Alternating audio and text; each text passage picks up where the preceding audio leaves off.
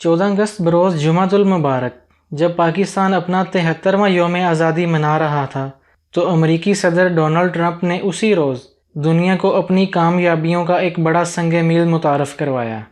ناظرین، یو اے ای نے اسرائیل کو باقاعدہ طور پر تسلیم کر لیا ہے اور اس کے ساتھ سفارتی تعلقات قائم کرنے جا رہا ہے۔ یہ اعلان، جس کو امریکہ، اسرائیل اور مغربی دنیا امن کا تاریخی اقدام بتا رہے ہیں، دراصل عالم اسلام کے لیے شرمندگی اور نظریاتی ہزیمت کی بدترین مثال ہے۔ امریکی صدارتی اعلان کے مطابق اب متحدہ عرب امارات اور اسرائیل کے درمیان سفارتی تعلقات ہموار ہو رہے ہیں۔ یہ خبر پوری دنیا کے میڈیا میں اس وقت لیڈ سٹوری بن چکی ہے اور اس کو عالمی سیاست کی حیران کن تبدیلی سے تعبیر کیا جا رہا ہے۔ سب جانتے ہیں کہ یو اے ای سعودی عرب کا فرنٹ اتحادی اور ہم نوالا ہے۔ یہودیوں کے ساتھ اس پیار محبت میں اصل کردار تو پاسبان حرمین شریفین آل سعود ہیں، جنہیں دنیا کی ہر چیز سے زیادہ عزیز اپنا اقتدار ہے۔ ان کے ہاں نہ اسلام اہم ہے اور نہ اسلامی تاریخ، انہیں نہ نظریہ عزیز ہے اور نہ دینی غیرت کا کوئی تصور۔ امریکی صدر نے یہ بھی کہا ہے کہ اب بہت سے اسلامی ممالک اس پرامن اقدام میں تعاون کریں گے۔ مطلب یہ کہ کئی دہائیوں سے عرب اسرائیل نظریاتی چپکلش اب سیاسی مصلحت اور معاشی خوشحالی کے نشے میں ختم ہو چکی ہے۔ اب مہینوں یا برسوں کی نہیں، دنوں کی بات ہے، سعودیہ، بحرین اور مسقط وغیرہ بھی اسرائیل سے بغل گیر ہو جائیں گے۔ مصر اور اردن تو پہلے ہی ایک سمجھوتے کے تحت پورے عالم اسلام کے برعکس اسرائیل سے سفارتی تعلقات ہموار کر چکے ہیں۔ مارچ 1949 میں اسرائیل کے غیر قانونی طور پر وجود میں آنے کے بعد ترکی وہ پہلا مسلمان ملک تھا جس نے باقاعدہ طور پر اسرائیل کو تسلیم کیا تھا، اور آج اسرائیل کی سب سے بڑی ایمبیسی انقرہ میں واقع ہے۔ جہاں تک تعلق ہے پاکستان کا، تو وزیر اعظم عمران خان نے دنیا نیوز کو انٹرویو دیتے ہوئے واضح طور پر دو ٹوک موقف اختیار کیا ہے کہ پاکستان اسرائیل کو کبھی بھی تسلیم نہیں کرے گا۔ انہوں نے کہا، کیا ہم نے اللہ کو جواب نہیں دینا؟ میرا ضمیر کبھی بھی ایسا کرنے کے لیے نہیں مانے گا۔ اب عالمی قوتوں کے حلیف ممالک نئی صف بندیاں بنا رہے ہیں۔ ان نئی صف بندیوں میں امریکہ کے وفادار ایجنٹوں میں بھارت اور اسرائیل سمیت ہمیں عظیم مسلمان ملک سعودی عرب بھی نظر آ رہا ہے، اور سعودی عرب کا پاکستان کے ساتھ اچانک سوتیلے پن کا مظاہرہ سعودی اسرائیل وفاداری کا شاخسانہ ہے۔ ناظرین، ہم یہودیوں کی تاریخ سے واقف نہیں ہیں، ہم ان کے فلسفے سے بھی واقف نہیں ہیں۔ میں آپ کو بتاتا چلوں کہ یہودیوں کا جھنڈا ان کے عزائم کا اظہار ہے۔ یہ ایک سفید جھنڈا ہے جس میں دو نیلی لکیریں ہیں، جس میں سٹار آف ڈیوڈ بنا ہوا ہے۔ ایک نیلی لکیر یہ ظاہر کرتی ہے کہ یہ دریائے فرات ہے، اور دوسری نیلی لکیر یہ ظاہر کرتی ہے کہ یہ دریائے نیل ہے، اور سٹار آف ڈیوڈ حکمرانی کے دعوے کو ظاہر کرتا ہے۔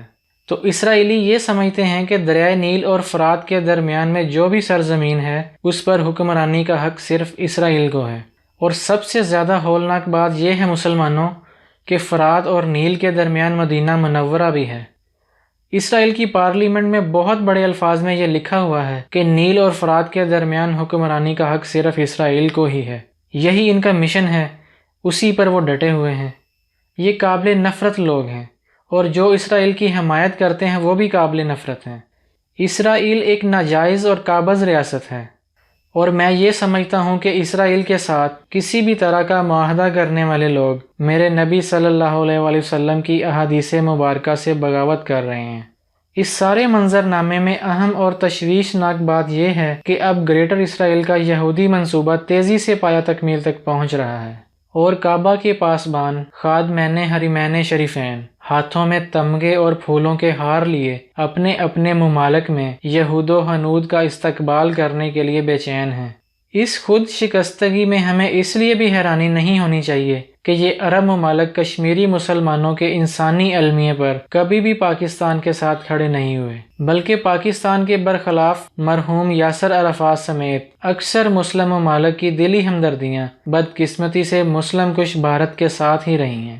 ابھی گزشتہ سال کی بات ہے جب بھارتی حکومت نے 70 لاکھ نہتے کشمیری مسلمانوں کو دنیا کی سب سے بڑی جیل میں بند کر دیا، ان پر 10 لاکھ مسلح فوج مسلط کر دی۔ تو اس ظالمانہ اقدام کی ان عرب ممالک کے سوا سب نے مذمت کی۔ سعودی عرب نے بھارت کو اس کارنامے پر تاریخ کے سب سے بڑی بزنس ڈیل 75 ارب ڈالر سے نوازا، جبکہ متحدہ عرب امارات نے بلا کر خون خوار مودی کے گلے میں تمغے ڈالے۔ یہی وجہ ہے کہ انڈیا بھی مسلم کشی میں اسرائیل کی نکالی کرتے ہوئے مصروف عمل ہے، اور یہ نام نہاد مسلم عرب اس کی ناک سے مکھی بھی نہیں اڑانا چاہتے۔ الغرض مسلم غیرت کا یہ جنازہ مفاداتی سیاست کے ہاتھوں بڑی دھوم سے اٹھا ہے، اور یہ ڈیل آف دی سینچری کی کامیابی کا پہلا قدم ہے۔ آگے آگے دیکھیے ہوتا ہے کیا۔ اب مرحوم OIC کا مستقبل بھی خطرے میں ہے۔ چین چاہے گا کہ اپنے نئے ہم خیال مسلم ممالک کا نیا اتحاد عمل میں لائے۔ اس کے لیے پاکستان، ترکی، ایران، ملائیشیا، بنگلہ دیش اور قطر وغیرہ کو مل کر اگلے مرحلے کے لیے سوچنا ہوگا۔ یقینی طور پر پاکستان اپنا رول ادا کرے گا، اور کر بھی رہا ہے، مگر اس ملک کے سیاسی مافیا نے سونے کی اس چڑیا کے معاشی پر کاٹ کر پہلے ہی اغیار کو فروخت کر دیے ہوئے ہیں۔ آرمی چیف کا حالیہ دورہ اس لحاظ سے کافی اہمیت اختیار کر گیا ہے۔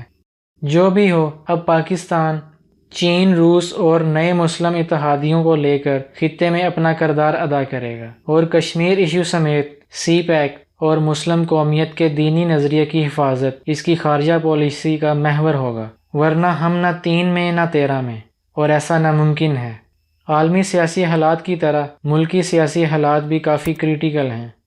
آخر میں ہم اللہ تعالیٰ سے دعا کرتے ہیں کہ اللہ تعالیٰ وطن عزیز کو داخلی اور بیرونی محاذوں پر سرخرو فرمائے، آمین۔